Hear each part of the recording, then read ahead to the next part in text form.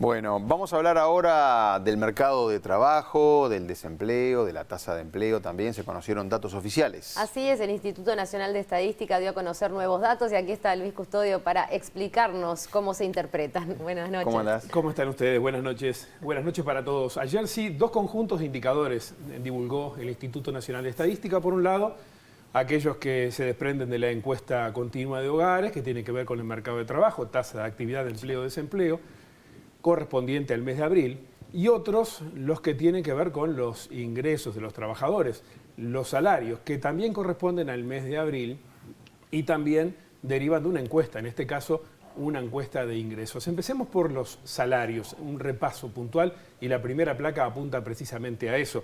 Aquí lo que podemos observar, primero que nada contarles que el índice medio de salarios de abril tuvo una variación, o sea, a 12 meses, mejor dicho, de 7.24%, los 12 meses a abril. Pero en realidad lo importante para ver es esto que estamos aquí en pantalla teniendo en este momento, el salario real, o sea, quitando el efecto de la inflación. Presentamos la evolución por trimestres para simplificar la gráfica con el último dato de abril añadido, aunque no debe compararse mes con trimestres. El índice medio de salario en los 12 meses a abril tuvo una caída de 1.94% en los últimos 12 meses cerrados a abril. Hay un largo periodo, lo pueden observar allí, con variaciones negativas, dada la evolución de la inflación por encima de lo proyectado y ajustes salariales que no recogieron la totalidad de la suba real del IPC. Julio, el mes de julio, esto es abril recién, pero hablemos de julio, dentro de 3 meses, va a haber un salto cuando se cumplan los ajustes en públicos dispuestos por el Poder Ejecutivo y los privados que acuerden siguiendo la recomendación, recordarán ustedes, del gobierno de adelantar los correctivos que estaban previstos a fin de año. Eso sumado a los privados que ya tenían acordado incremento semestral. Veamos la siguiente placa y ahí por sectores podemos darnos cuenta cómo ha operado esta caída sistemática del salario real que hemos visto hasta ahora. Intermediación financiera, construcción, son dos sectores donde en los 12 meses el salario real se ha incrementado, ha estado operando el salario por encima de la inflación. Pero después el resto negativo, por debajo, enseñanza, empresariales, el sector público en general, el transporte, la industria manufacturera, el comercio en general, los hoteles y restaurantes, la salud. Aquí tenemos una clara presentación en ese sentido. Hasta acá algunos elementos de los salarios sí que son un dato importante y que hay que tener en cuenta y que está siendo un dolor de cabeza, teniendo además por delante nuevas negociaciones a nivel de Consejo de Salarios para algunos sectores que se abren ahora en el segundo semestre. Vamos al mercado de trabajo ahora, ¿sí? Y los indicadores que nos entregó el Instituto Nacional de Estadísticas también ayer respecto a este mercado. Las tres tasas, la actividad se situó en 61.7%, el empleo en 56.9%, el desempleo en 7.7%, dato mensual a abril, muy leves cambios respecto al mes anterior, claramente mejores al mismo mes, sí, del año 2021. Viendo los datos relevantes, vamos por tasa de actividad, que es lo que tenemos acá en pantalla en este momento. Son aquellas personas que forman parte del mercado de trabajo, porque lo tienen o porque lo buscan activamente. 61.7% la tasa ahora. Tuvimos un 65.7% en febrero de 2014 como la tasa más alta de mucho tiempo a esta parte. La más baja se dio en abril 2020 con un 57.2%. Sería una muy buena señal que esa tasa de actividad creciera, que se sumara más gente al mercado laboral. Por eso la considero importante y la destaqué ahora y vamos a volver sobre este tema. Pero ahora vamos al mercado de trabajo, a la tasa de empleo dentro del mercado de trabajo en la próxima placa, por favor. Acá también la evolución a 12 meses, cada uno de esos meses. Los que están efectivamente trabajando están incluidos acá, entre los mayores de 14 años. Empleo genuino. Y ahí podemos ver cómo ha evolucionado.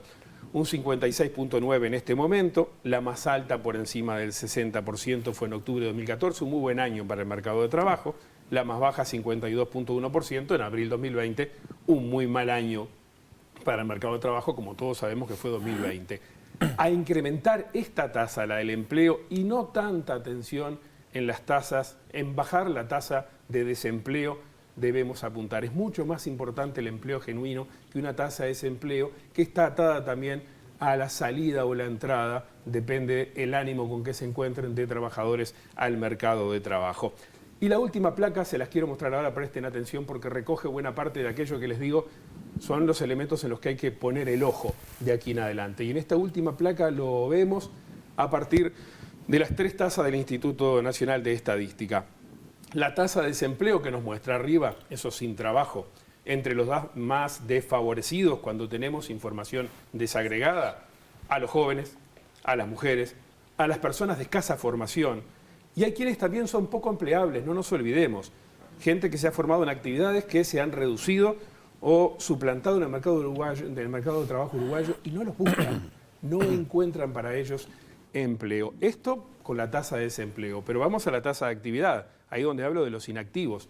Hay algunos que ya lo son per se, los menores de edad sin dudas, los quehaceres del hogar, los que se dedican exclusivamente a estudiar, los jubilados y pensionistas, quienes viven de rentas por una opción. Pero a esto hay que agregarle y otra porción que no sabemos cuánto representa, que es gente que quiere trabajar, que lo necesita, pero deja de buscar, desalentados por no conseguir empleo.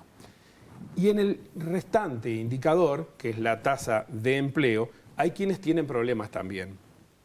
Los subempleados, que son los que responden que trabajan menos de 40 horas por semana y estarían dispuestos a trabajar más. Los que están fuera de la seguridad social, que no tienen registro. Podemos poner allí también a los empleados especiales que en esta coyuntura se han sumado, los empleos especiales como los de oportunidad laboral o los jornales solidarios, por ejemplo. Por tanto, acá tenemos las políticas públicas y el impulso que necesita el sector privado de mirar estas 3 dimensiones. Los que están claramente desempleados, los desalentados y los que hoy cuentan con un trabajo precario. Tanto hay que tomar en cuenta estas 3 dimensiones que hay países que componen un indicador de desempleo con estas 3, caso Estados Unidos. Y es un indicador muy relevante que lo observan mucho, no solo el desempleado propiamente, sino también aquel desalentado que no va a buscar trabajo y que hay que impulsarlo para que lo busque, y el otro que tiene un empleo que está distando mucho de tener las mejores condiciones. Es importante que nos expliques la interpretación de estos datos, porque a veces los números brutos nos dan una fotografía de la realidad que no es la correcta, ¿no? Los desalentados nos queda ahí esto del empleo precario. Gracias, Luis. Gracias. A ustedes, buenas noches.